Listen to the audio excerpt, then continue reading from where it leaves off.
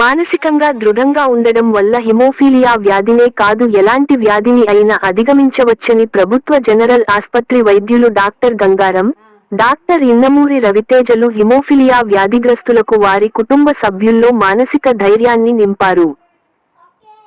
ప్రతి వ్యాధి మాదిరిగానే హీమోఫిలియా కూడా ఒకటని అన్ని వ్యాధులకు జాగ్రత్తలు తీసుకున్నట్టే ఈ వ్యాధి విషయంలో కూడా జాగ్రత్తలు పాటిస్తే జీవితాన్ని ధైర్యంగా ఆస్వాదించవచ్చని వారు సూచించారు. నిజామాబాద్ జిల్లా కేంద్రంలోని మారుతి నగర్లో గల సొసైటీ ఫర్ రూరల్ రీకన్స్ట్రక్షన్ దివ్యాంగుల పాఠశాలలో హిమోఫిలియా సొసైటీ నిజామాబాద్ చాప్టర్ ఆధ్వర్యంలో rose products private limited Mumbai సహకారంతో స్నేహ సొసైటీ దివ్యాంగుల పాఠశాలలో ప్రపంచ హిమోఫిలియా దినోత్సవం సందర్భంగా హిమోఫిలియా వ్యాధిపై అవగాహన కార్యక్రమాన్ని నిర్వహించారు.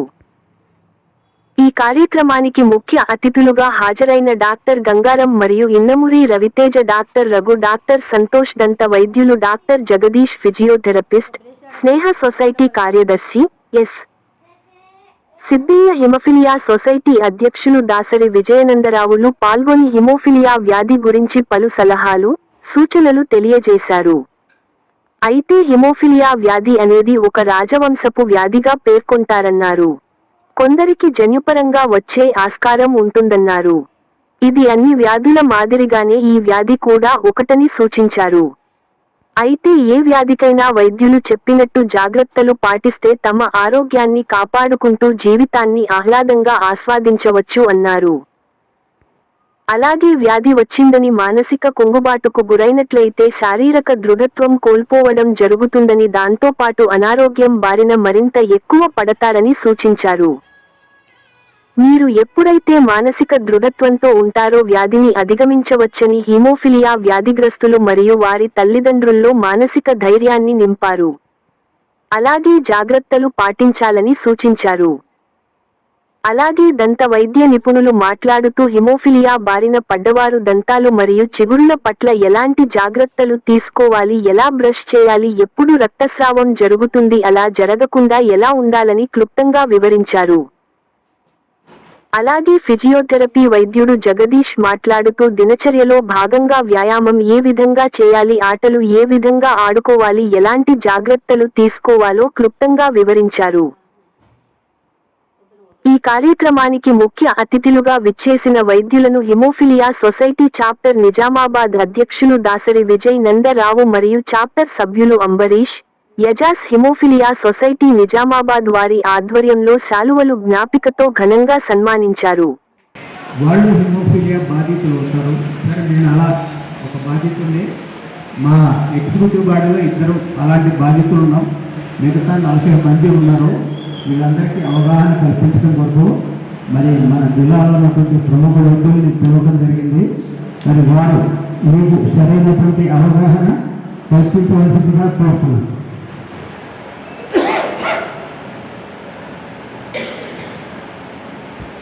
Follow protocol. ముందుగా జగదీష్ గారు ఫిజియోథెరపిస్ట్, వారు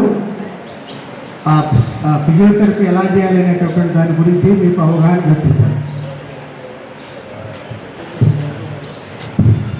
నిత్య మధ్యాహ్నం వేసవి సమయంలో పిలిచి మరీ చెప్తున్నారంటే అంత ఇంపార్టెంట్ అయినది అనే విషయం అని అర్థం.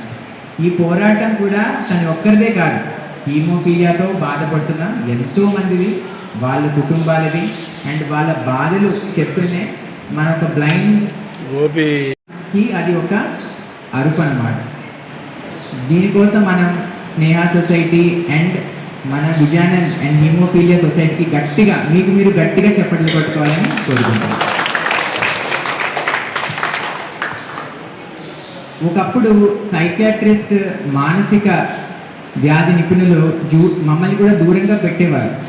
ఒక ప్రోగ్రామ్ని పిలిస్తే అరే ఏమనుకుంటారు, పిచ్చి డాక్టర్ని పిలుస్తున్నాం అని అనుకునేవాళ్ళు. కాకపోతే ఇప్పుడు ప్రతి ప్రోగ్రాంలో కూడా నరాల మానసిక డాక్టర్, సైకియాట్రిస్ట్, ఒత్తిడికి సంబంధించి మాట్లాడమని ప్రతి ప్రోగ్రాము అడుగుతున్నారు.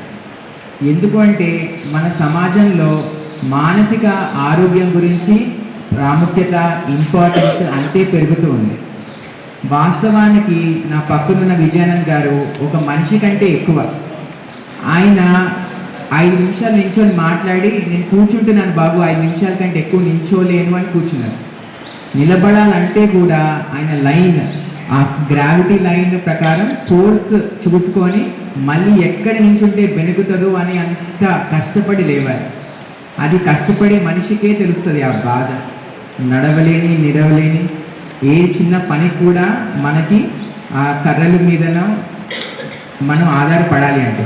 అయినా సరే మనకంటే 40-50 ఏళ్ళు ఎక్కువ ఉన్నా కూడా ఆయన అంతగా యాక్టివ్గా ఒక ఇన్స్పిరేషన్గా ఎలా నించుంటున్నారు. ఆయన మెంటల్ స్ట్రెంత్, మానసిక బలం అంత గొప్పది. కాబట్టి నేను ఆ ఒక్క యాక్షన్లో నేను చెప్పలేని విషయాలు ఎన్నో ఉన్నాయి. ఒక మానసిక నిపుణిగా, ఒక సైకియాట్రిస్ట్గా దానికంటే మనకి లివింగ్ ఎగ్జాంపుల్ ఇంకేముంది. కానీ అందుకే ఈ మెంటల్ స్ట్రెంత్ అనేది చాలా ఇంపార్టెంట్. హీమోఫీలియాలో ఒక ఫ్యాక్టర్ తక్కువ అవ్వడం వల్ల, కొన్ని ప్రాబ్లమ్స్ వల్ల కొన్ని సిమ్టమ్స్ రావచ్చు. కానీ ఏ బాధితుడు అయినా మెంటల్ స్ట్రెంత్, మానసికంగా స్ట్రాంగ్ ఉంటే హీమోఫీలియే కాదు ఏది కూడా ఆ మనిషిని ఓడించలేదు. మేక్స్ యూ స్ట్రాంగర్ అని ఇంగ్లీష్లో ఒక సామెత ఉంది. అంటే నిన్ను చంపనది ఏదైనా సరే అది నిన్ను ఇంకా గట్టిగా, ఇంకా బలంగా తీర్చిదిద్దుతుంది అని. అది జరగాలంటే జనరల్గా నాకు తెలిసి 3 విషయాలు ఉంటాయి. 1, హ్యాండ్లింగ్ స్టిగ్మా. స్టిగ్మా అంటే ఒక లేబుల్, ఒక విషయాన్ని తక్కువగా చూస్తాం. స్టిగ్మా ఉన్నప్పుడు దాంట్లో సెల్ఫ్ స్టిగ్మా అని ఉంటుంది. అంటే నాకు నేను తక్కువగా చూసుకుంటాను. ఫర్ ఎగ్జాంపుల్, నేను మానసిక రోగాన్ని పైన ఎక్స్పీరియన్స్ చేద్దామని డిప్లొమా, ఎండి, డిఎండి అని చాలా డిగ్రీ చేశాను. మా నాన్నగారు తేజ హాస్పిటల్ అని 30 ఇయర్స్గా సీనియర్ సర్జన్. ఆయన ఎంతో మందికి ఎన్నో రకాలుగా సేవ చేసి మంచి పేరు సంపాదించుకున్నారు. ఇప్పుడు నేను వాళ్ళ అబ్బాయిగా ఒక సైకాట్రిస్ట్ అవుతానంటే చాలా మంది ఫ్రెండ్స్ బాధపడ్డారు, చెప్పారు ఇదేంటి మీ అబ్బాయి ఎలా చేస్తాడు సైకాట్రీ, మీలాగా సర్జన్ అయితే నీ హాస్పిటల్లో దర్జాగా కాలుపైన కాలు వేసుకొని కూర్చోవచ్చు కదా. సో నేను ఇంట్రెస్ట్తో అరే 20 ఇయర్స్ తర్వాత ఒక సర్జన్ కంటే కూడా ఒక సైకియాట్రిస్ట్ చాలా ఇంపార్టెంట్ అని నేను చూసుకున్నాను. సో నేను ప్యాషన్తో తీసుకున్నాను. కాకపోతే మా నాన్నగారికి ఈ ఒపీనియన్ ఉంది కాబట్టి నేను కూడా ఎవరికైనా చెప్పాలి ఇది చదువుతున్నానంటే భయపడేవాడు ఫస్ట్లో. అంటే 15 ఏళ్ళ కిందట ఎవరైనా ట్రైన్లో వెళ్తుంటే కూడా ఏం చేస్తావు బాబు అంటే అమ్మ వాళ్ళు ఏమనుకుంటారో, నాతో మాట్లాడరేమో అని అనుకునేవాడిని. తర్వాత 2-3 సార్లు తర్వాత నేనే అడిగాను అది లేదా అనుకోకుండా మరి స్కూల్లో ఆడుకున్నప్పుడు చిన్న చిన్న మరి గాయాలైనప్పుడు రక్తం మరి కారుతూనే ఉంటుంది, కంటిన్యూగా ఆగిపోకుండా కారుతూ ఉంటుంది. అది తల్లి కానీ లేదా తండ్రి కానీ స్కూల్కి చెప్తూ ఉంటాడు, సార్ కంటిన్యూగా రక్తం కారిపోతూ ఉంది అని అన్నప్పుడు మా దృష్టిలో 2 విషయాలు గుర్తుకొస్తాయి. ఒకటి ఏంటంటే ప్లేట్లెట్స్ ప్రాబ్లం. ఎందుకంటే ఇది చాలా కామన్ ప్రాబ్లం. ప్లేట్లెట్స్ తక్కువ ఉంటే రక్తం గడ్డగడ్డలు అని ఫస్ట్ దాన్ని ఆలోచన చేస్తాం. ఎందుకంటే రక్తం గడ్డగట్టడానికి ప్లేట్లెట్స్ అనేది చాలా ఇంపార్టెంట్. ఈ ప్లేట్లెట్ సంఖ్య కనుక సరిగా ఉంది అంటే అప్పుడు ప్లేట్లెట్స్ ప్రాబ్లమ్స్ ఏం లేదు. రక్తం గడ్డగట్టడానికి కావాల్సిన కారకాలన్నీ ఉన్నాయి, అవి ఉండొచ్చేమో బహుశా అని దాన్ని మేము అప్పుడు వెతికే ప్రయత్నం చేస్తాం. ఎందుకంటే ఇది చాలా రేర్గా వచ్చే ప్రాబ్లం కాబట్టి మేము అంతగా ఎక్కువగా వచ్చేది ప్లేట్లెట్స్ ఉన్న ప్రాబ్లం కాబట్టి వాటి గురించి ఆలోచన చేస్తాం. ఇంతకుముందు ఒకవేళ ప్లేట్లెట్స్ కనుక 4 ఉంటే అప్పుడు ఈ ఫ్యాక్టర్స్ గురించి మేము టెస్ట్లు పంపిస్తాం. ఏ ఫ్యాక్టర్స్ ఎలా ఉన్నాయి అని టెస్ట్ పంపిస్తాం. ఆ టెస్ట్లలో ఒక కనుక కామన్గా మాకు వచ్చేది ఫ్యాక్టర్ 8, ఫ్యాక్టర్ 9 ఈ 2 ప్రాబ్లమ్స్ ఉంటే అప్పుడు హీమోఫీలియా ఏ, హీమోఫీలియా బి అని మేము లేబుల్ చేసి చెప్తాం. ప్రికాషన్ చెప్తాం. మరి ఆడుకునేటప్పుడు, పరిగెత్తేటప్పుడు, ఇంట్లో మరి జారుకునే ప్లేస్లో ఉన్నప్పుడు జాగ్రత్తగా ఉండాలి, దెబ్బలు తగిలించుకోకూడదు అని కొన్ని సూచనలు ఇస్తాం. వీలైనంత మట్టుకు మరి దీనికి ట్రీట్మెంట్ ఏదైనా ఉందా అంటే ఫ్యాక్టర్ రీప్లేస్మెంట్ చేయడమే. ఏదైతే డెఫిసిట్ ఉందో దాన్ని మళ్ళీ ఎక్కించడమే, ఇంకా వేరే అవకాశం లేదు. ఎందుకంటే అదే తక్కువ ఉంది కాబట్టి దాన్ని మనం ఎక్కిస్తే మరి అది సరిపోద్దినప్పుడు రక్తం గడ్డగడుతుంది. కొన్నిసార్లు ఎప్పుడైతే డయాగ్నోస్ అయిందో ఇంకా ఏమి సిమ్టమ్స్ రాకముందే పిల్లవాడు 3 years వరకు ఉన్నప్పుడు మనము ఇది ఎక్కించుకోవచ్చు. దాన్ని ప్రైమరీ సమస్యలు ఉంటాయి.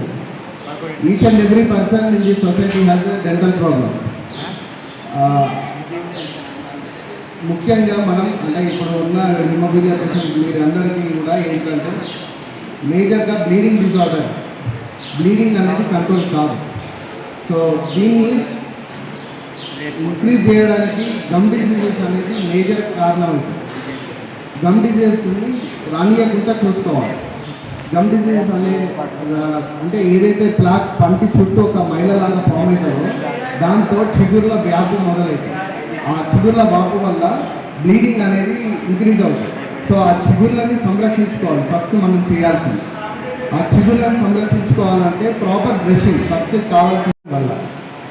సో దానికి మీరు చేయాల్సిందల్లా ఫస్ట్ అక్కడ గమనించి నొప్పి ఉంది లేదా కొద్దిగా వామ్ ఉంది లేదా ఎర్రబడి కొద్దిగా అనిపిస్తుంటే మీరు కదలికలు ఏం చెయ్యొద్దు. నడవడం కానీ కాపాడుకోండి. రైస్ అని అంటారు. రెస్ట్, ఐస్ అప్లై చేయాలి, కంప్రెషన్ ఇవ్వాలి, తర్వాత ఎలివేషన్ ఇవ్వాలి. ఇది ఫస్ట్ ప్రికాషన్ అనేది తీసుకోవాలి. నెక్స్ట్ ఒక కిట్ ఉంటుంది, అదే ప్రొవైడ్ చేస్తున్నారు. మీకు ఐస్ అప్లై చేసుకోవడానికి ఇది ఒకటి ఉంటుంది. తర్వాత థెరపీ ఎక్సర్సైజ్ చేయడానికి, స్ట్రెంథనింగ్ చేయడానికి దాని కొరకు ఇది ఉంటుంది.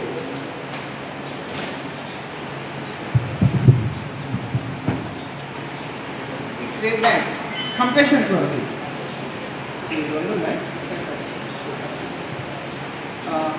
మేజర్గా ఏమంటే ఎక్సర్సైజ్, స్ట్రెంథనింగ్ ఎక్సర్సైజ్ చేయాలి. ఎక్కువ ఇప్పుడు పెయిన్ ఎక్కువ ఉందంటే ప్రధానంగా మీరు రెస్టే ఇవ్వాలి. మీరు ఎక్కువ నడిచినా కానీ జంపింగ్ చేసినా కానీ ఎక్కువ అయిపోతుంది అన్నట్టు. పెయిన్ ఎక్కువై తర్వాత ఇంకా బ్యాలెన్స్ కోఆర్డినేషన్ ఉండకపోవడం, పడిపోయి మీకు ఇంజురీ అయిపోయి ఇంకెక్కువ అయ్యే ఛాన్సెస్ ఉంటుంది. కాబట్టి మీరు జాగ్రత్త పడాలి ఎప్పుడైనా. మళ్ళీ ఇంకొకటి, ఎప్పుడైతే ఫ్యాక్టర్స్ తీసుకుంటారో దాని తర్వాతనే మీరు ఎక్సర్సైజ్ చేయడము మంచిది. ఎందుకంటే బ్లీడింగ్ ఇప్పుడు ఎప్పుడైనా ఎక్సర్సైజ్ కొద్ది కూడా ఎక్కువైనప్పుడు మళ్ళీ ఇంకా ఇంజురీ పెయిన్ కానీ ఎక్కువ కాకుండా కాపాడుతుంది. 2016 తర్వాత మరి దివ్యాంగుల లిస్టులో చేర్చాను. సో 2016 వికలాంగుల హక్కుల చట్టం ప్రకారం హిమోఫిలియా ఉన్న ఎవరైతే బ్లడ్ డిజార్డర్ ఉన్న వ్యక్తులు కూడా వికలాంగులుగా గుర్తించడం. ఆ తర్వాత మరి ఈ మధ్య కాలంలో మరి మా గురువు గారైన విజయేంద్రరావు సార్ గారు కొన్ని కార్యక్రమాలని ప్లాన్ చేసి మా స్కూల్లో ఆర్గనైజ్ చేయడం అనేది నిజంగా కూడా నాకు కూడా చాలా సంతోషకరం. నేను కూడా కొంత అవగాహన పెంచుకోవడానికి ఈ కార్యక్రమాలు నాకు సహకరిస్తున్నాయి. సో ముఖ్యంగా నేను ఈ సందర్భంగా విజయేంద్రరావు సార్ని అభినందిస్తున్నా. మరి ఎట్ ద ఏజ్ ఆఫ్ 78 మరి ఇంత బిగ్ సమ్మర్. సో ఒక ప్రోగ్రామ్ చేయాలంటే ఒక 10 అవుటింగ్స్ ఉండొచ్చు, 10 సార్లు బయటకు వెళ్ళాల్సి వస్తుంది. ఒక ఇన్విటేషన్ కార్డు కావచ్చు, డాక్టర్ ఇన్వైట్ చేయడం కావచ్చు. మరి పెద్ద డాక్టర్ ఇన్వైట్ చేసినారు, గంగారాం సార్ని, మరి అదేవిధంగా పవన్ గారిని కూడా మీ ఫోన్లోకి తీసుకొచ్చి మీకు సర్వీసెస్ అదే విధంగా. అదే కాకుండా కూడా మరి ఇంతకుముందు మన గవర్నమెంట్ హాస్పిటల్లో ప్రాక్టీస్ లేనప్పుడు చాలాసార్లు తను ఏ డిస్ట్రిక్ట్ కలెక్టర్ దగ్గర నుంచి డిస్ట్రిక్ట్ అంటే సీఎం వరకు కూడా తను కమ్యూనికేషన్ చేయడం జరిగింది. నిజామాబాద్ జిల్లాలో ప్రాక్టీస్ లేకపోవడం వల్ల హిమోఫిలియా పేషెంట్లు చాలా ఇబ్బంది పడుతున్నారని. మరి ఆయన ఉత్సాహం, ఆయన డైనమిజం మరి ఇవన్నీ కూడా మన నిజామాబాద్ జిల్లాలో చాలామంది హిమోఫిలియా పేషెంట్స్కి చాలా ఉపయోగకరంగా ఉందని నేను భావిస్తున్నా. సో మరి ఈరోజు నేను ఇక్కడ హోస్ట్ చేయడం నాకు నిజంగా ఆనందదాయకం. మరి మిగతా వాళ్ళు కూడా మీకు ఎవరైతే అవసరం ఉన్నారో చాలామందికి ఓరలైజింగ్ ఉండదు, చాలామందికి ఓరలైజింగ్ మీద అవగాహన కలగాలి అనే ఉద్దేశంతో మరి డెంటిస్ట్ని కూడా ఈరోజు పిలవడం జరిగింది. అదేవిధంగా చాలామంది మరి ఇది ఒక వ్యాధి అని చెప్పేసి కొంత స్ట్రెస్లోకి పోవడానికి అవకాశాలు ఉన్నాయి కాబట్టి వారికి అవగాహన కల్పించడానికి ఒక సైకాట్రిస్ట్ డాక్టర్ రవితేజ, ఆయన కూడా చాలా డైనమిక్ సైకాట్రిస్ట్ నిజామాబాద్ జిల్లాలో. సో అదేవిధంగా డాక్టర్ గంగారాం గారు. సో మరి అదేవిధంగా మరి ఫిజియోథెరపీ కూడా చాలా ప్రధానమైనది. సో జగదీష్ గారు వచ్చి మరి మీకు ఫిజియోథెరపీ అంటే మీకు ఎప్పుడైనా పేర్స్ ఉన్నప్పుడు కానివ్వండి, తర్వాత ఏదైనా దెబ్బతైనప్పుడు కానివ్వండి,